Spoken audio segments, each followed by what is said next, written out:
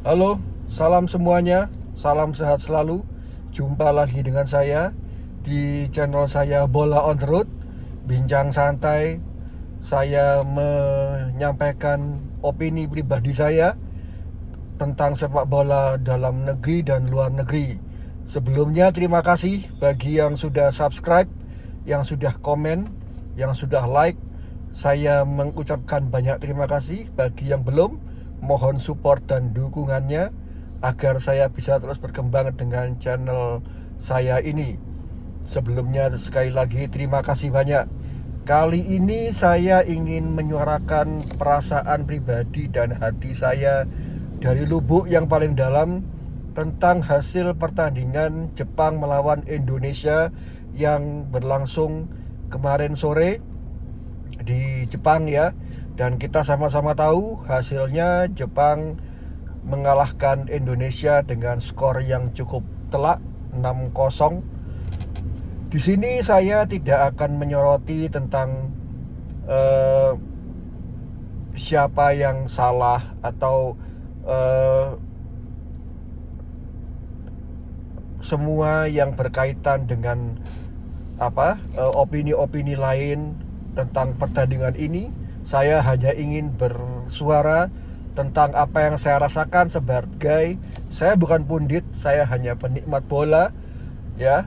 Saya sudah menikmati sepak bola terutama timnas sejak tahun 80-an. Jadi saya tahu persis bagaimana rasanya menjadi supporter bola yang haus akan prestasi, haus akan keberhasilan. Jadi kalau ada pandit atau ada komentator bola yang menyuruh kita untuk bersabar, proses itu sudah kita tunggu sejak tahun 80-an, 90-an, mungkin sebelumnya 2000-an. Kita jalan di tempat. Jadi kalau misalkan kita disuruh bersabar, mohon maaf, kita sebagai supporter bola kita juga punya eh, batasan kesabaran. Tapi tenang, sebagai fans atau sebagai orang Indonesia asli, saya dan mungkin rekan-rekan semua, jelek atau bagus, timnas kita harus kita dukung, harus kita support, harus kita doakan. Tapi apabila ada yang mengecewakan, ada yang tidak sesuai dengan eh, ekspektasi kita, kita sebagai fans bola yang tidak dibayar untuk menonton bola, untuk datang ke stadion jauh-jauh, kita berhak untuk bersuara. Jangan dibilang kita ini tidak boleh bersuara atau harus bersabar dan lain-lain. Karena saya rasa kita berhak untuk bersuara sebagai orang Indonesia dan sebagai pencinta bola Indonesia. Kembali ke pertandingan kemarin, saya tidak menyoroti tentang skor hasil akhir. Dari sebelum pertandingan, saya sudah melihat bahwa media sosial ini menggoreng seakan-akan timnas Jepang ini akan bermain setengah hati.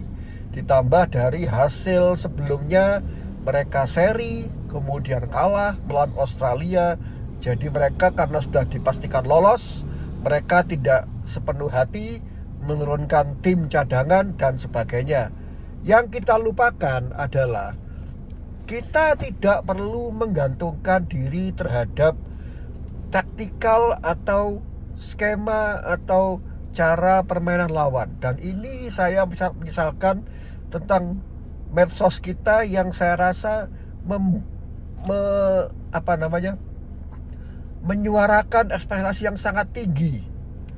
Jadi ibaratnya ini, dan ini sudah berulang kali kejadian, seperti lawan China kemarin yang di match pertama ya, yang di pertemuan pertama kita ekspektasi luar biasa tinggi. Cina ini kita underestimate. Hasilnya apa? Yang blunder justru kita, yang kalah justru kita. Akhirnya fans kita kecewa. Kita mungkin menghujat. Saya tidak setuju dengan caranya menghujat. Tapi kalau menghujatnya atau kita protes, kita marah, kita wajar. Karena media dan pandit-pandit yang ternama itu sudah menggaungkan ekspektasi tinggi, entah lewat televisi, entah lewat media sosial mereka. Sehingga kita kalau jatuh itu luar biasa sakit. Kemarin yang digaungkan itu dua. Yang pertama, hasil ini sudah tidak akan menentukan. Kita sudah lolos round 4, mau menang mau kalah. Sehingga kita bisa bereksperimen, kita bisa bermain dengan lebih santai, lebih tenang. Dan yang kedua, Jepang diprediksi atau digoreng oleh prediksi-prediksi media sosial bahwa Jepang ini akan menurunkan second line up atau tim cadangan dan tidak akan bermain sepenuh hati. Sehingga ada peluang kita untuk mencuri poin di sini, termasuk kita mungkin bisa mencuri kemenangan.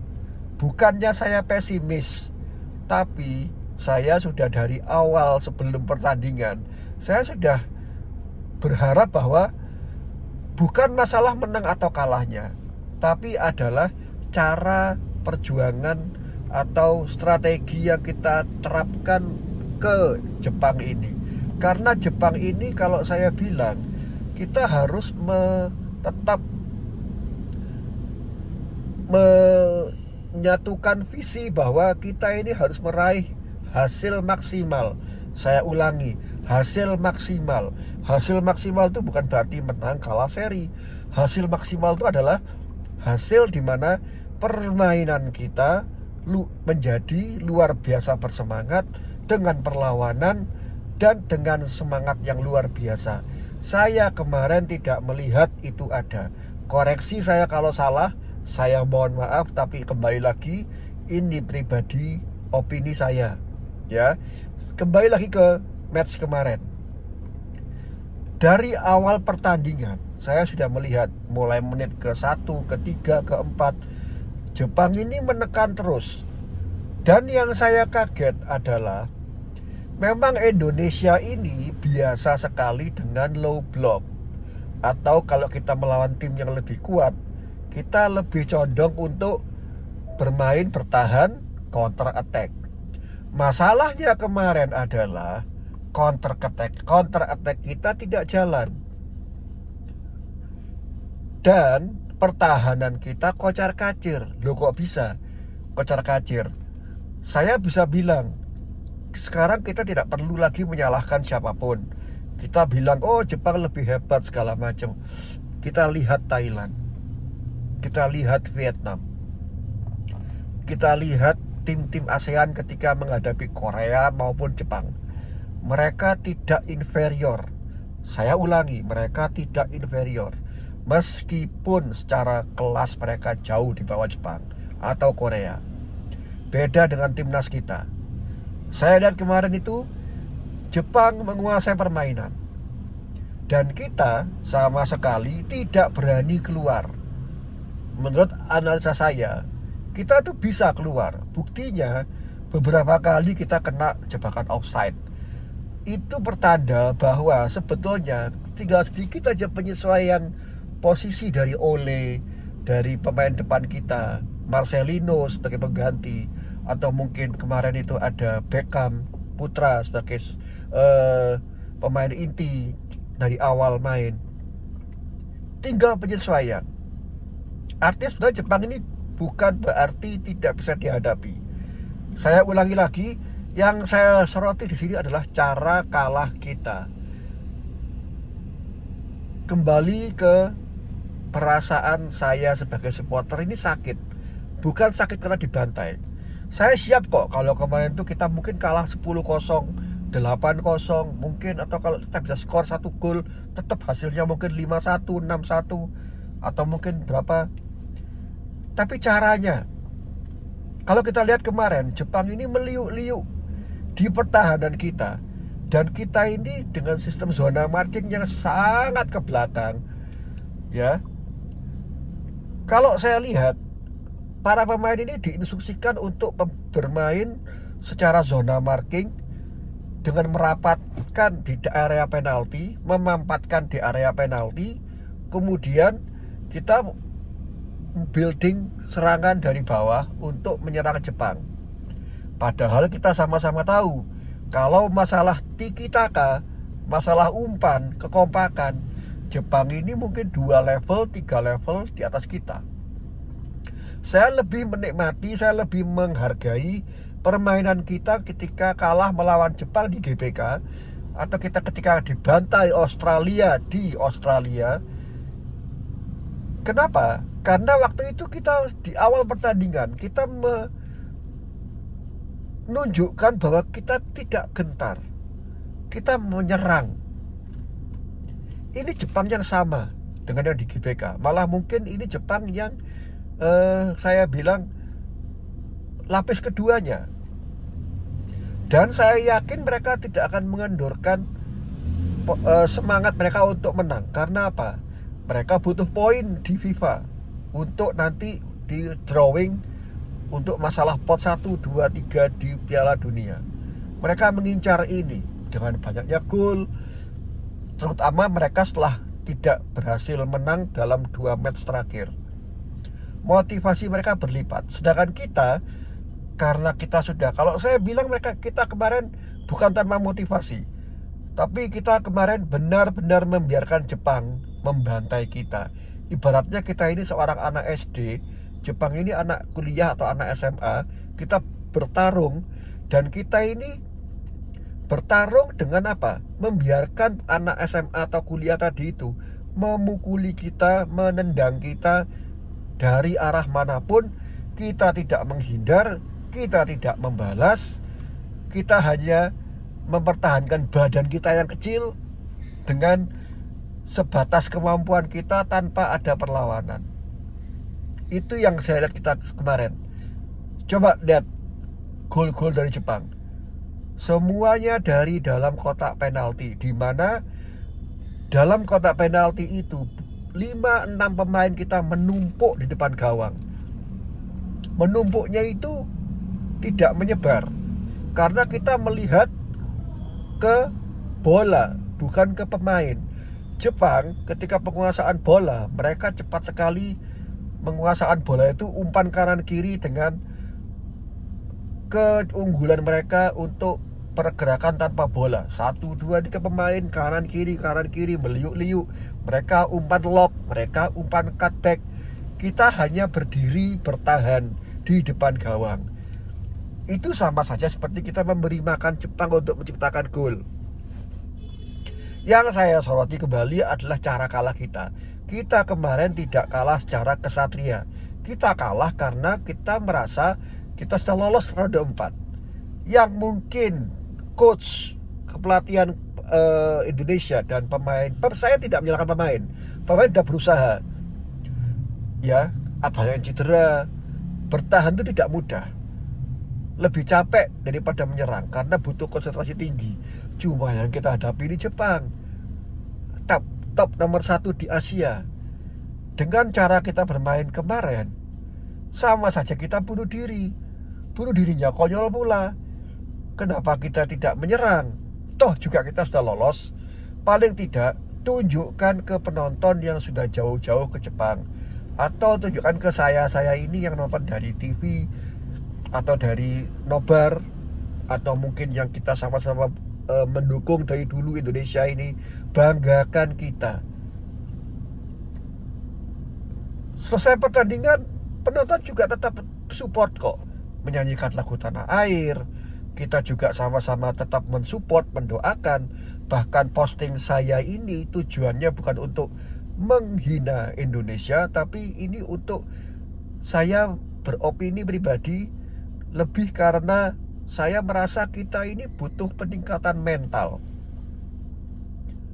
Tidak hanya butuh skill. Kita lihat beberapa pertandingan, kita menghadapi tim-tim yang jauh di atas kita menang kok. Kita seri. Kalaupun kalah kita nggak banyak, kecuali Australia dan Jepang.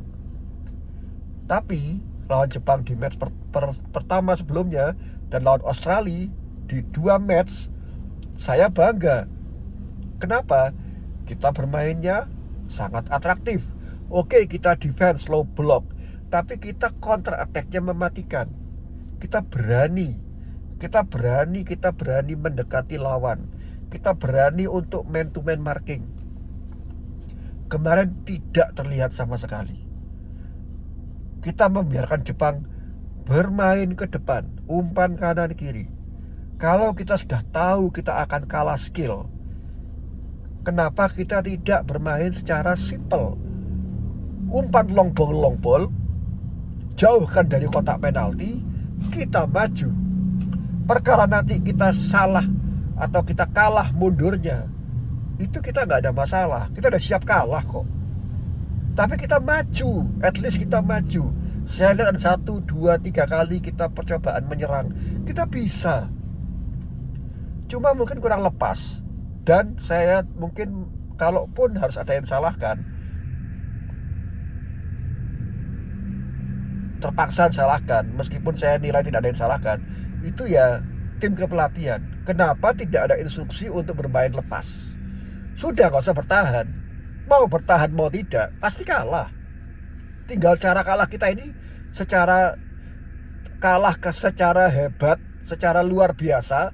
Kita kalah dengan berjuang, kita menyerang, kita kalah kena serangan balik, atau kita kalah karena kita bertahan mati konyol dengan menumpuk pemain di belakang tetap kebobolan. Itu yang saya soroti. Jujur saya kemarin kecewa sekali. Saya lawan Australia tidak kecewa. Saya lawan Jepang yang pertama tidak kecewa, karena kita menunjukkan spirit itu. Ingat ketika kita di Piala Asia U23, kita lawan Korea, kita spiritnya luar biasa. Kemarin mungkin spiritnya luar biasa, tapi tactical skema hancur total. Jujur saya bisa kemarin mengatakan permainan timnas kita mengecewakan alias bobrok. Saya bilang gini karena saya cinta timnas. Tidak usah lagi kita beralasan kita kalah kelas. Jepang luar biasa, pembangunannya dari awal, squad segala macam, generasi muda segala macam. Tidak ada hubungannya. Itu kalau kita membahas tentang pembangunan sepak bola. Ini khusus match kemarin. Yang diturunkan juga bukan kaleng-kaleng. Ada Kevin Dix, ada Sayuri, ada Marcelino, ada Ole, ada Mads Hilhers, ada J.I.Z, ada Paolo Pessi. Kita sudah ada Tom Hae. Kita lebih dari cukup untuk bisa paling tidak sekedar melawan Jepang. Kita counter attack seperti yang biasa kita lakukan. Melawan tim-tim dari Timur Tengah, melawan tim Australia, kita counter attack. Doesn't matter kita kalah. Tapi cara kalahnya ini yang saya sangat kecewa. Semoga nanti ke depan di ronde keempat kita bisa melatih lagi mental terutama ya. Jangan kalah sebelum perang dan jangan melepas satu game pun. Kembalikan mental timnas kita yang sudah terbentuk bagus di pertandingan sebelumnya. Dari 8 pertandingan sebelum kemarin, kita ini sudah luar biasa. Mau kalah, mau seri, mau menang, cara main kita sudah luar biasa. Kemarin hancur total. Kalau saya bilang dari semua game, kemarin itu yang terjelek. Karena apa? Kita ini seperti tim yang kayak baru belajar bermain bola. Pemain sama-sama 11. Kita kalah di posisi tengah. Oke, tengah kita skip.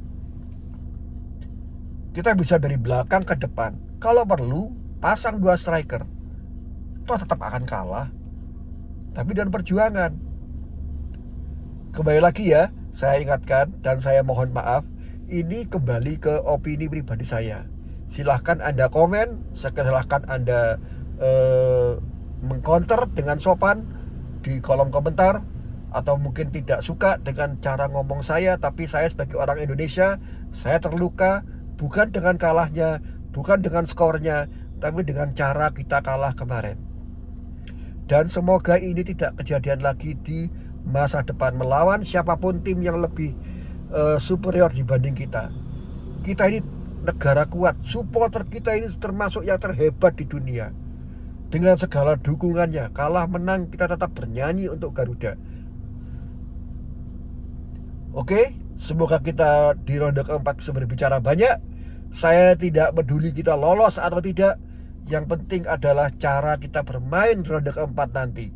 Dan sedikit highlight untuk tim kita di ronde keempat Oktober nanti, kita tidak usah melihat tentang kelicikan, kemungkinan kelicikan tim-tim Arab, tentang wasitnya, tentang dramanya, drawingnya. Yang kita perlu lakukan adalah dari dalam diri sendiri saja. Bagaimana kita menyeting tim ini supaya bisa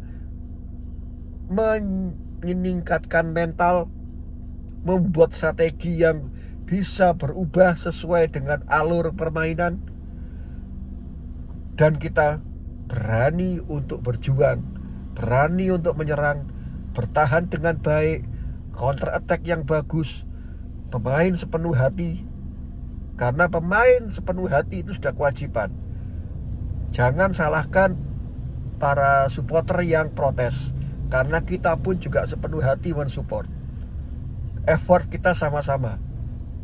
Jadi tidak ada yang disalahkan. Kembali lagi, saya tetap support timnas, selalu bangga dengan timnas. Semoga timnas kita makin maju ke depan. Di fase 4 saya doakan yang terbaik. Dan terima kasih yang sudah menonton. Kembali lagi, mohon klik subscribe dan tombol like serta komen yang positif. Sekian dari saya. Salam olahraga, terima kasih.